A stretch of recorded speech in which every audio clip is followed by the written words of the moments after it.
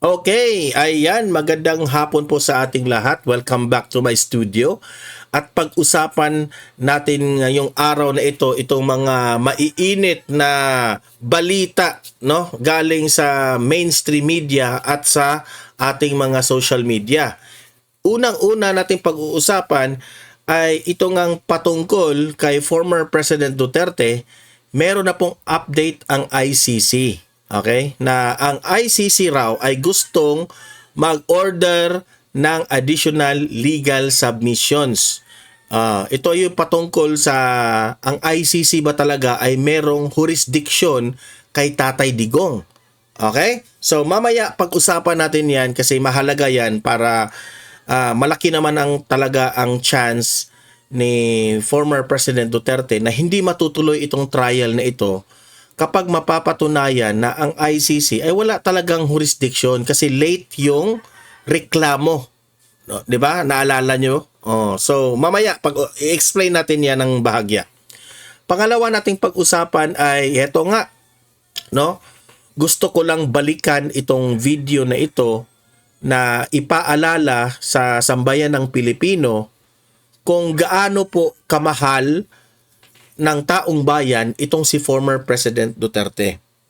Namimiss ko lang ipakita itong mga ganitong video na makikita mo talaga sa mga OFWs at sa taong bayan kung gaano po kalakas ang paniniwala at yung tipong ikaw ay very confident sa sarili mo na itong presidente na ito ay masusolusyonan niya lahat ng problema ng Pilipinas. Okay, mamaya ipapakita ko ha kung gaano po ka rockstar itong ating presidente dati na si Tatay Digong. At heto, meron na pong update kay Zaldico. Ang nag-update nito ay si walang iba kundi itong si Junvic Rimulya. Okay?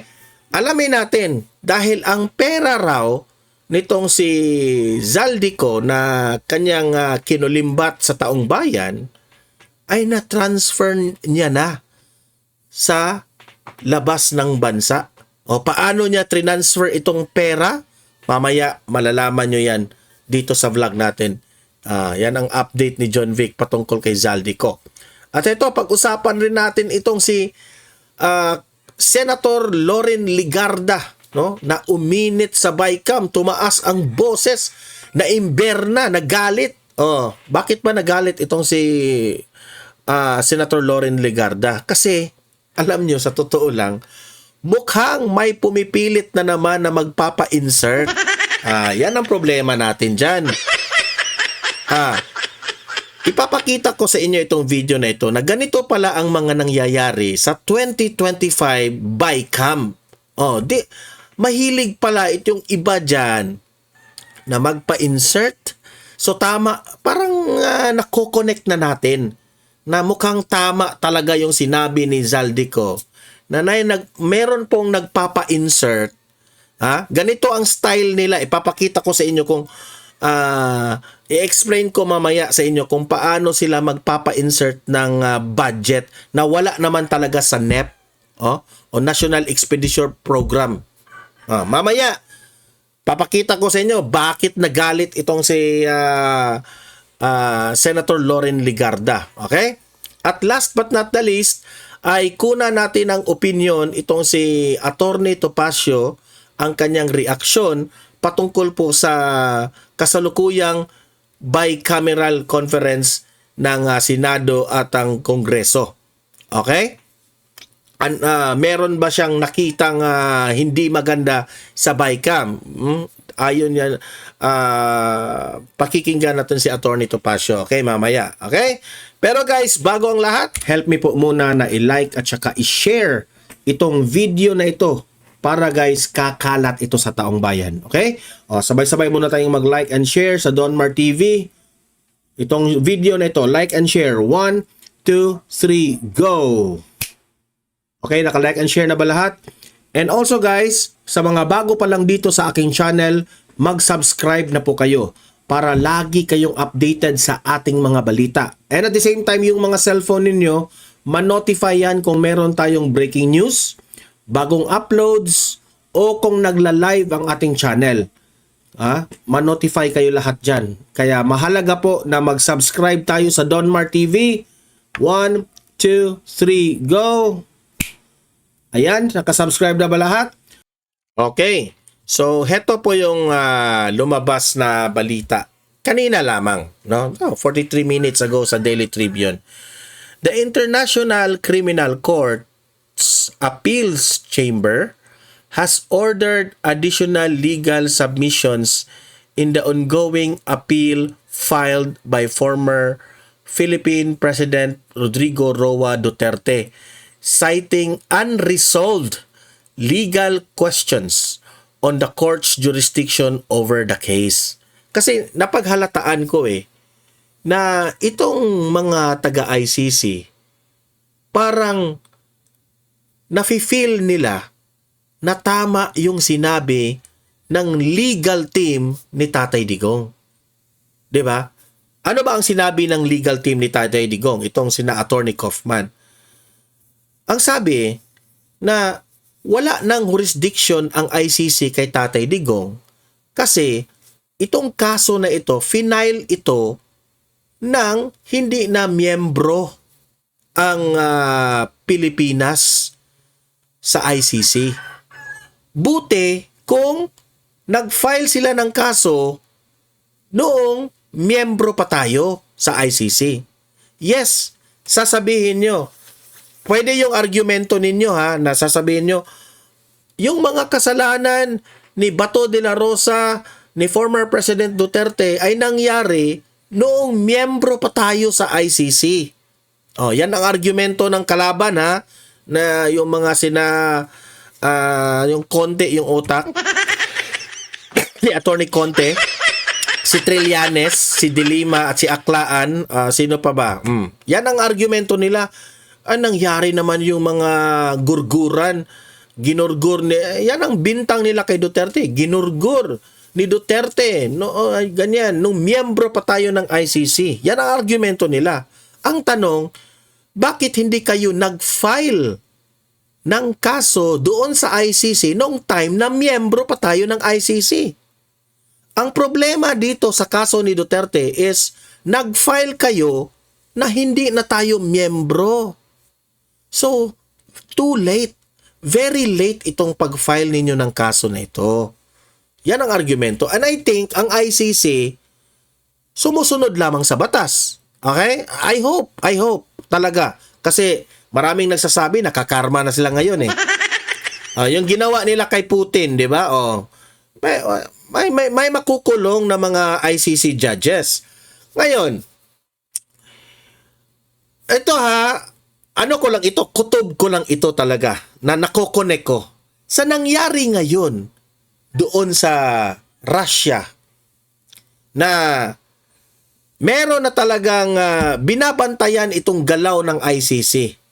Kung hindi ba sila bias, kung tama ba yung pinanggagawa nila dyan sa International Criminal Court, tama ba ang kanilang mga nirerespeto ba ang batas na dyan nila, okay? So duda ako dito, careful ngayon ang ICC. Why? Ayaw nilang magkamali, magdesisyon dito kay Tatay Digong. Unang-una dyan yung jurisdiction. May karapatan ba sila kay Tatay Digong? Kasi at the end of the day, no? Kapag ang buong mundo ay magreklamo dito sa ICC, example, na-start na yung trial ni Tatay Digong at napag-alaman ng mga eksperto ng buong mundo o yung mga magagaling na mga lawyer, mga judges sa buong mundo, like sa mga Russia, Amerika, bakit nyo ipinagpatuloy ang kaso ni Tatay Digong na wala naman kayong jurisdiction dyan? Because this will create yung ibang mga countries, mabother sila. Bakit itong ICC hindi na sumusunod sa batas nila? 'Di ba? So, unang-una, mali talaga. Kapag ipagpatuloy nila ang trial ni Tatay Digong, na late na yung pag-file nila ng kaso, ewan ko na lang. Kaya tama talaga yung legal team ni former President Duterte dito. Mukhang duda ako mukhang nanganganib ang ICC kaya humihingi na sila ng additional legal submission. Siyempre, for the sake of fairness, gusto rin nila pakinggan yung kalaban ni Tatay Digong, kung ano ang argumento nila. Kasi it's a battle of argument. Titingnan ngayon yung argumento ng mga kalaban ni Duterte. Titingnan niya ng ICC, yun yung explanation ninyo. At tinitingnan rin yung explanation ng legal team ni Duterte. Tapos, titimbangin nila kung sino yung mas may sumusunod sa batas na mga argumento. Okay? Kaya ICC orders further submission in the Duterte appeals over jurisdiction. Duda ko dito nag-iingat ang ICC ngayon this time. Okay? So yun po ang update natin. We hope and we pray na hindi matuloy ang trial ni former President Duterte kasi wala pong jurisdiction ang ICC sa kanya. Okay? Punta naman tayo dito sa isang video. Okay? Ipapakita ko itong video na ito kung gaano po kamahal ng taong bayan itong si former President Duterte. Na hindi ito ginawa ng taong bayan kay Bongbong Marcos. Bongbong Marcos, panoorin mo ito. Tingnan mo ito kung hindi ba maglalawa yung bibig mo dito. Ito, the former President Rodrigo Roa Duterte.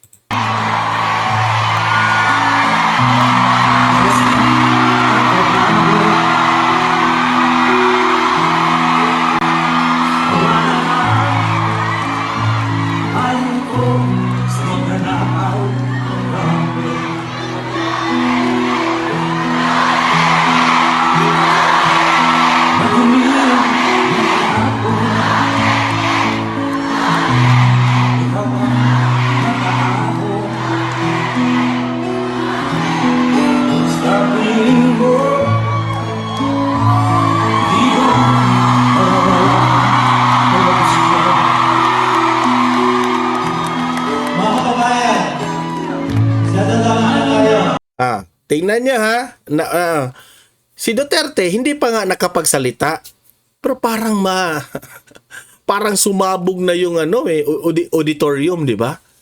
Ganun po kagrabe ka-positive yung tao kapag nandyan po yung presence ni former President Duterte. Pumasok pa lang yun wala pang one single word ang nabitawan na salita ni Tatay Digong. Nagwawala na yung tao. Atat na atat. Kilig na kilig yung taong bayan kapag si Duterte na yung lumabas. Wala. Hindi na natin yun napapansin sa administrasyon ngayon. Hindi. Let's try to compare Mag-real talk tayo. Walang ganun po sa administrasyong Marcos. Di ba? So meaning to say, ang layo ni BBM. Kung ikukumpara mo yung pagmamahal ng taong bayan kay Marcos at dito kay former President Duterte, sobrang layo po. Bakit ko ba nasabi? Kasi yung taong bayan, hindi mo pwedeng utuhin yan. Ang taong bayan, alam nila ang mga nangyayari. Like for example, tayo, alam natin kung paano magtrabaho si Bongbong Marcos. Wala, palpak. Alam rin natin kung paano magtrabaho si former President Duterte. Alam natin kung ano yung mga ipinatayo ni Tatay Digong. Alam natin na kung hindi dahil kay Tatay Digong, siguro nagurgur na tayong lahat. Sa pandemic, yung panahon ng pandemic, grabe ang sakripisyo ng ating former President Duterte. Sa totoo lang. Hindi po basta-basta yung mga sakripisyo, yung mga desisyon ni former President Duterte para lang ang taong bayan ay ma-save yung ating mga bawat isang buhay. Okay? So, yan po ang ipinapaalala ko lang sa taong bayan na ganyan po kamahal ng taong bayan si former President Duterte. Okay, punta naman tayo dito sa balitang ito. Ito, binalita ito ng Bilyonaryo News Channel, no? Itong si resigned Ako Bicol Representative Zaldico allegedly moved as much as 5 billion abroad using cryptocurrency while evading authorities in Portugal. Ang nagsabi nito si Interior Secretary John Vic Rimulya. Okay? Move 5 billion abroad via crypto, DILG chief reveals. Okay. Yan po ngayon ang pasabog ni John Vic Rimulya. Kasi po, itong cryptocurrency, ito na po yung makabagong paraan na yung mga malalaking mga bilyonaryong tao dito na sa cryptocurrency ilalagay ang pera nila. Kasi walang hassle eh. Kapag nasa cryptocurrency, yung pera mo, there is a big tendency pa na lalaki yung pera mo. Depende sa stock market, di ba? According sa tubo at bababa, di ba? May risk rin. Pero, alam nyo ba, mga kababayan, ito na ang moderno ang cryptocurrency. This will be the future kung papaano po tatakbo ang pera ng ng buong mundo. Pero there is also a negative side, a bad side. Kasi po dito po yung inilalagay yung mga illegal na mga pera. Let us say yung mga pera sa droga, pera sa mga ninakaw. Kung totoo man itong sinabi ni John Vic Rimulya, posibleng ginawa yan ni Zaldico. Ilalagay niya sa cryptocurrency kasi kung pag malagay na yan sa cryptocurrency, wala nang trace ang pera. May good side, may bad side. Okay? Ewan ko na lang. Kasi kung kahit saang bangko, kakalkalin mo yung bangko ni Zaldico, wala ka nang makikita doon. Yung mga pumapasok at lumalabas na pera sa bangko niya sa Pilipinas o sa labas, siguro may siya, may tinatawag nating ebidensya na galing yun sa mga big businesses niya. Pero yung mga pera na inakusahan siyang ninakaw niya, kapag ito ay matransfer sa cryptocurrency, goodbye na talaga. Hindi na yan matitrace. Yan ang katotohanan. So, ang tanong ko ngayon dito, Rimulya, saan galing yung impormasyon na yan? Bakit alam mo yan? Diba? Yan ang pinakatanong. Eto lang. Ang tanong, kapag totoo ang sinabi ni Zaldico na nag-transfer siya ng pera sa bahay ni Bongbong Marcos, sa bahay ni Martin Romualdez, at sinabi pa ni Zaldico na kurakot rin itong si Martin Romualdez at si Sandro Marcos. Ang tanong, si Zaldico lang ba ang gumagawa na pinagtra-transfer yung pera sa cryptocurrency? What if itong mga kawatan sa government officials natin, baka cryptocurrency na rin ang ginagawa nila? Kasi ito napag-isipan ko lang ito through John Vic Rimulya. Bakit alam ni John Vic Rimulya? Alam niya ni John Vic nag-transfer ng crypto. How did you know? Mahirap yan. May nakita ka ba? O may nagsabi ba sa iyo? Kasi bago mo nalalaman yan, may alam ka patungkol sa cryptocurrency. Di ba? Laliman mo. So, John Vic Rimulya, can the people of the Philippines also question Bongbong Marcos, Liza Marcos, Martin Romualdez, and Sandro Marcos na baka hindi na rin sila aamin doon sa akusasyon ni Zaldico, baka sila rin gumagamit ng cryptocurrency. Napatay tayo lahat dyan. Hindi na matitrace to lahat, di ba? Oh. So, sino ang pinagloloko dito? Taong bayan. Kasi hindi lang si Zaldico ang capable niyan. Pwede rin sila Bongbong presidente ng Pilipinas. The most powerful man in the Philippines right now is the president. Kung may kakayahan si Zaldico na mag-transfer sa cryptocurrency, may kakayahan rin ang presidente at ang ibang mga government officials. Bakit mo alam, John Vic Remulla, ang nangyari kay Zaldico na transfer niya? Yan ang pinakaunang tanong ng taong bayan. Di ba? So duda ako dyan, no, na totoo itong sinabi ni John Vic Remulla, pero hindi lang si Zaldico ang gumagawa niyan. Di ba? Alam na natin kung laliman nyo lang ang inyong analysis, di ba? At heto pa, kaya pala itong si Senator Loren Legarda galit na galit dito sa BICAM. Kasi every year nangyayari po ang insertions dyan sa BICAM. May gusto na namang magpapa-insert sa BICAM. Nagalit itong si Loren Legarda kasi kung gusto nyo talaga yan, bakit nyo itatanong sa amin na saan na yung budget dito? Sa NEP raw. Bakit daw nawala? Like for example, may pinapagawa sila na proyekto. Doon pa lang yan sa executive, yung sa national expenditure. Ayan. Let us say, ang bridge ng Ilocos Sur. Example lang ito, may nagtatanong doon sa BICAM, sa DPWH. Ma'am, bakit nawala yung bakit nawala yung budget sa NEP, yung sa bakit raw nawala yung budget sa NEP sa Ilocos Sur na bridge? Example lang, Tapos sasabihin ni Loren Legarda, wala kaming alam dyan. Kayo yung gumagawa ng NEP ninyo. Hindi namin kasalanan na nawala yun.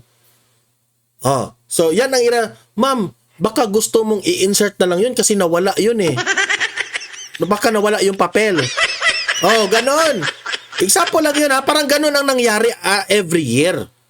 May pinapa-insert na kunwari nawawala yung budget, nawawala yung papel na inirekomenda sa NEP. Tapos mapipilitan ngayon ang Senado at ang Kongreso, sige, i-insert natin yan kasi nawala. Instead na yung 29 billion na budget, madaliin na nila. Magkano yung nawala? Ma'am, 60 billion yung nawala. Yung 29, naging 60 billion na. Doon na nagkapasukan yung korupsyon. Okay, kaya itong si Loren Legarda, uminit ang ulo niya. Bakit kayo nagtatanong sa amin, bakit nawala yung budget, bla bla bla bla bla. Baka pasakali lang nila ba na nawala para mapa-insert na naman ang kalokohan nila. Eto, panoorin niyo si Loren Legarda kung paano siya sumabog dito sa BICAM. Congressman Rufus, it's not in the NEP. The agency did not request for that. So I think the most appropriate agency to talk to and inquire about that. Nagtataka ngayon itong si Gatchalian. Wala man ito sa NEP. Tanungin nyo yung agency na nag-request niyang proyekto na yan kasi wala sa NEP. Meaning, kapag wala sa NEP, hindi yan mabibigyan talaga ng budget. Ngayon, pinipilit. Nawala.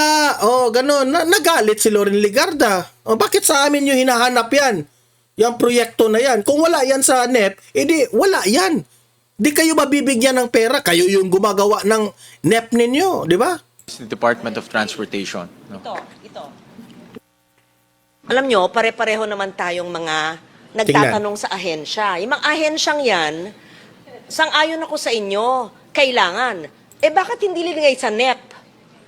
Hindi naman trabaho ng senador, ng chairman ng finance, sagutin ang ahensya, bakit wala sa NEP? Yun na yung tanong namin, bakit nga wala sa NEP?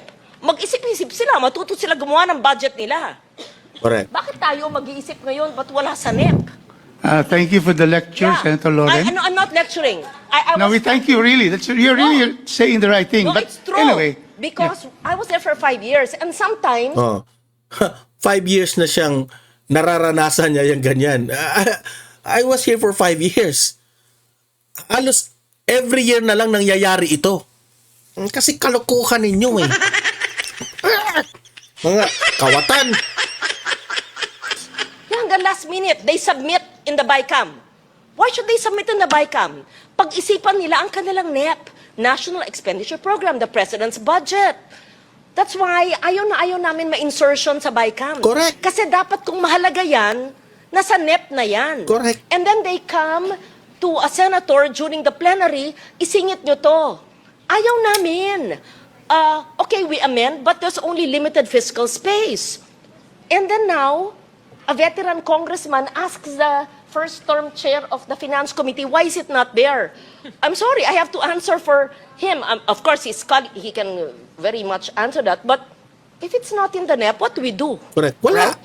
Walang budget. also, Diba? Palakpakan. Lorin Ligarda.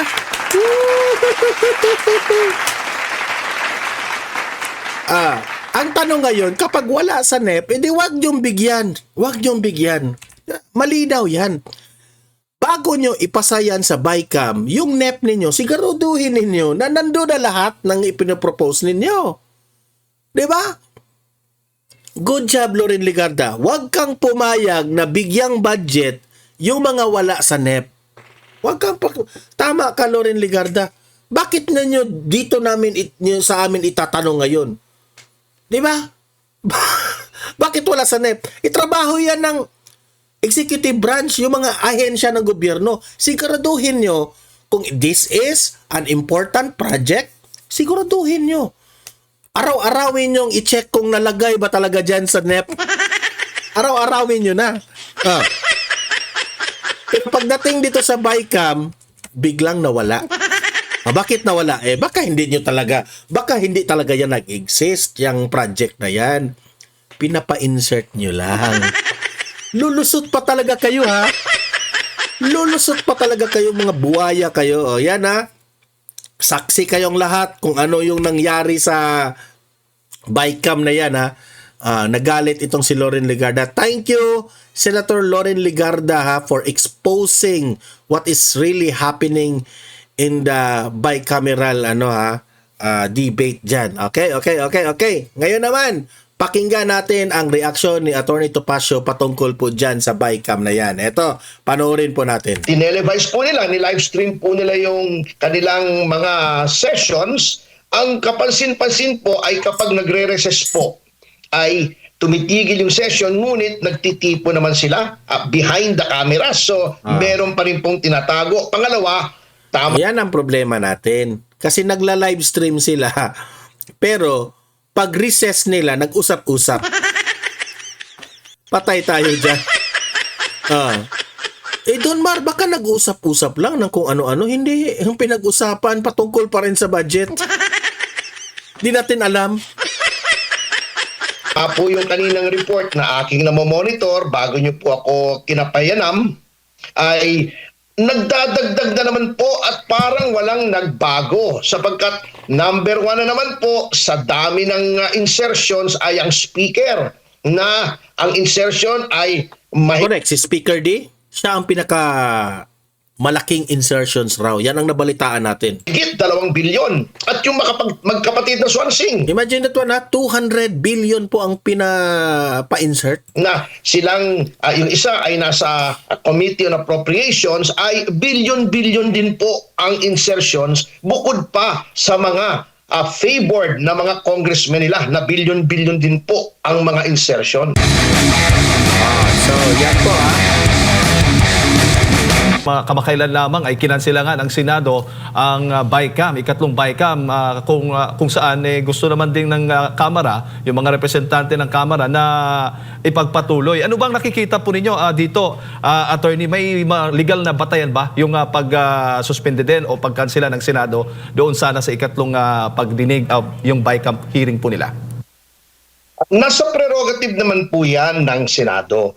Kunit may dalawang bagay po tayong mapapansin na naman dito sa ating bicameral conference. Unang-una, bagamat sila po ay nangako na gagawing transparent ngayon, lalo na yung tinatawag na small committee, at tinupad naman nila yon in a certain way sapagkat tinelevise po nila, ni-livestream po nila yung kanilang mga sessions. Ang kapansin-pansin po ay kapag nagre-recess po, ay tumitigil yung session, ngunit nagtitipo naman sila behind the camera. So, meron pa rin pong tinatago. Pangalawa, tama po yung kaninang report na aking namomonitor bago nyo po ako kinapayanam, ay nagdadagdag na naman po at parang walang nagbago sapagkat number 1 na naman po sa dami ng insertions ay ang speaker, na ang insertion ay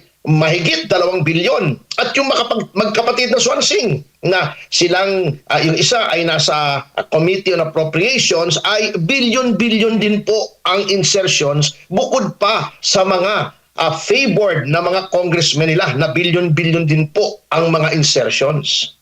Kung, speaking of insertions, attorney, kung gusto man nilang may idagdag na pondo, dapat doon pa sa National Expenditure Program o sa NEP, dapat ipinasok, hindi dito sa BICAM. Tama ho ba ang ganong proseso, attorney? Tama po, kasi alam niyo po, sa ilalim ng ating saligang batas, ang executive ang nagpo-propose ng budget through the yung National Expenditure Program. Kung baga ito ay wish list. Ang sa saligang batas naman natin ay ang lehislatura, hindi lamang po ang House kundi ang Senado, sapagkat bicameral po tayo, ay ang guardian o tagabantay ng kabanang bayan. Ang ibig pong sabihin, tama po yung opinion ng iba, bakit mo dinadagdagan? Dapat nga yan, pangalagaan mo, kung maaaring bawasan pa, kung bagat tawaran po yan eh. Parang ikaw ay isang estudyante na humihingi ng baon sa tatay mo, sabihin mo, tay, meron po kaming party sa Sabado, pwede pa makahingi ng 1,000 piso? Ba hindi, wala sa budget niyan, pwede ba? 500 na lang, yun lang ang kaya natin. Ganun po dapat ang pangangalaga. Ang hindi po pangangalaga, yung ang sinabi nung isa ay ganito ang kailangan nila, dodoblihin mo pa. Meron pa nga dito po more than double yung request sa NEP ay more than double ang kanilang ini-insert. At ito po, sa DPWH pa lamang po ito hindi pa po natin pinag-uusapan yung ibang mga departamento ng ating pamahalaan. Opo, kung hindi po pwedeng magdagdag o magdoble po ng pondo, ang trabaho ng BICAM ba dapat ay magbawas po pwede at mag-realign po ng kanilang mga pondo o budget po ng mga ahensya, attorney? Magbawas o kung hindi man bawasan, ay maghanap ng mga sources. Sapagkat yan, alam niyo po, yung mga sinasabi na nila nga unprogrammed allocations, yan po dapat merong contingency fund na kung saan huhugutin. Ibig sabihin, sources of revenue. Hindi yung huhugutin mo sa mga naka-earmark na katulad ng PhilHealth, Correct. o PDIC na Yan ang nangyari. Last option nila, kukunin nila doon sa PhilHealth kung saan yung malaki yung kita doon sa pinagbibigay ng tao. mo huhugutin yung unprogrammed allocations. Mali po yun eh. Dapat po yan, may revenue measures na nakaabang na kapag kinailangan yan, ay mayroong paghuhugutan. Huwag mo nang kukunin, lalong-lalo na sa pensyon ng bayan, dito sa insurance ng mga maliliit na depositor at sa pangangalaga ng kalusugan ng pangkaraniwang mamamayan.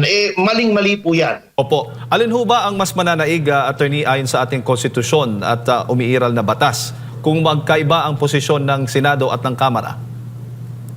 Hindi po pwedeng magkaiba. Kaya nga po may bicameral conference to reconcile.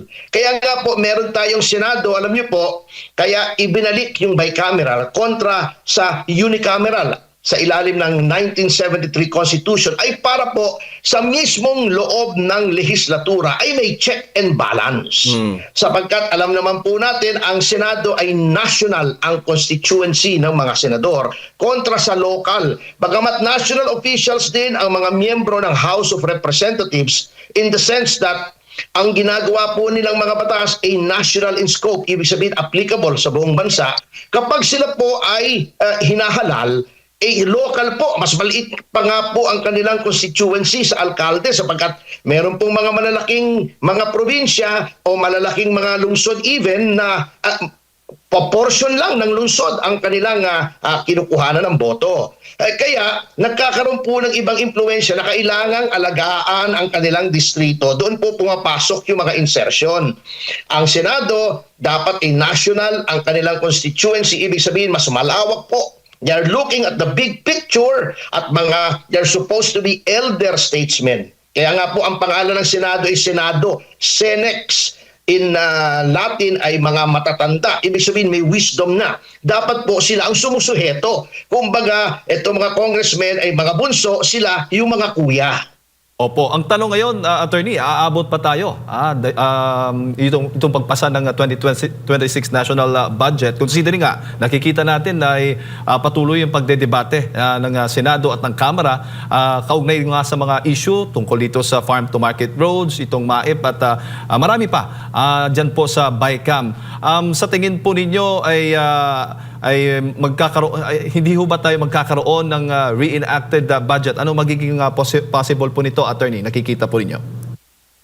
Dapat po ay umabot at dapat matanggal yung mga sources of corruption. Sapagkat kung magkakaroon tayo ng reenacted budget, ang dami na pong mga eksperto nagsabi that 2025 GAA is the most corrupt na budget. Bakit natin hahayaang ma-reenact yung most corrupt na budget?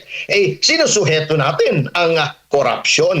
Yan po yung budget na napakaraming insertions at napakaraming mga blanco. Kaya nga po dinimanda namin si Speaker Romualdez at ilang mga kongresista dahil sa mga blanks na yan na tinatanggi nila pero obvious naman. Tapos at that time, wala pang naniniwala kay Tatay Digong doon sa blank items na yun, kung naaalala ninyo, di ba? Dapat po itong susunod na budget, number one, mas maliit sana. Sapagkat you can always trim down the budget kung gusto mo ay pwede mong ayusin ang budget para mas maliit. Sapagkat yung pong deficit po sa budget na hindi naman po kaya ng sources of revenue, yung mga traditional sources of revenue, inuutang po yan ng ating pamahalaan at yung utang na yan ay may interest. Number two, dapat pong tanggalin yung mga sources of corruption dyan sa budget na yan. At number three, dapat pong masunod yung constitutional mandate na ang pinakamalaking budget ay sa edukasyon, hindi sa public works kung saan kumukuha ng ill-gotten wealth ang ating mga public official. Pero hindi pa rin tayo magkumpiyansa dyan. Baka yung education na naman. Mag-transfer na naman yung mga buwaya sa Department of Education. Di ba? Di tayo kukumpiyansa dyan. Opo. So far, bago ko lang ipasa kay Partner Admar, nakikita po ninyo sa mga natitirang mga araw dito po sa BICAM, kaugnay nga po sa pagdinig po nila sa budget natin for next year, ay sapat naman ho ba? Ang nakikita ko po ay yun na naman Yun po pong ginagawa. Kung ano yung kalokohan sa 2025, yun pa rin sa 2026. Yun ang ibig sabihin ni Topacio. So, ibig sabihin, kapag hindi mapalitan ang presidente, walang solusyon itong korupsyon na ito. Palitan na yung presidente na yan. Ay, nako. Dati na sinabi nila, natatanggalin na nila, parang hindi po sila natututo para silang si Gary Valenciano di na natuto. Nakita na naman nila yung puot ng ating mga taong bayan doon sa ginawang mga insertions last time. Ayan na naman sila. Billion na naman ang insertions. Yan isa pang departamento yan. Kaya nakikita ko po, kung hindi po maaayos ito, wala na pong mangyayari sa ating bayan. Ganyan na naman. May mga flood control na naman na hindi maintindihan, etc. Kung saan talagang maghe-hemorrhage ang ating bansa, magkakaroon na naman, magpapatuloy ang crisis of confidence na lubusang nakakaapekto sa ating ekonomiya. So, ibig sabihin dito, no, ay ako i-summarize ko yung paniniwala, reaction, opinion ni Attorney Topacio. Ibig sabihin, hindi pa rin natin mapagkakatiwalaan itong BICAM ngayon na ginawa nila. Kasi, ayan si Loren Legarda, kitang-kita naman ninyo, sumabog sa galit dahil may gusto na namang magpapa-insert. Hindi natin alam talaga ang nangyari. Sabi pa nga ni Atty. Topacio, during na mag-recess sila, nag-uusap-usap sila. Baka doon sa hindi natin nakikita, hindi natin naririnig, doon nila pinapa-insert doon. 'Di ba? So, ibig sabihin, parang tao pa rin ang niloloko nila. So, meaning to say, this is really for me, my opinion. Ang tamang solusyon dyan, palitan na talaga yung presidente natin.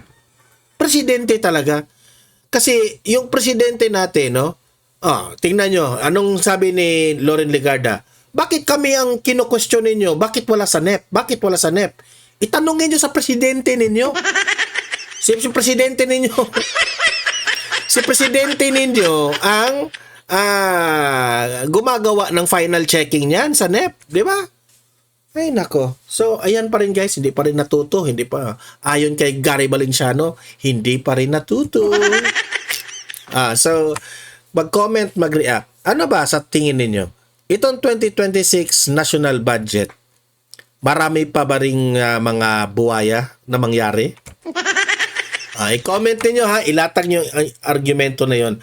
May tiwala ba kayo sa BICAM na yan sa 2026? Kung wala kayong tiwala, ilatag nyo ang explanation ninyo. Okay? Like and share sa vlog na ito para kakalat ito sa taong bayan. And mag-subscribe na kayo sa mga first time dito sa Donmar TV. No? Libre lang ang mag-subscribe. Walang bayad yan. Pindutin nyo lang yung subscribe button dyan sa YouTube. At updated na kayo sa mga trending na balita. Okay? See you in my next video. Have a great day. Have a great night. God bless po sa ating lahat. Mabuhay ang Pilipinas and God save the Philippines. Bye-bye.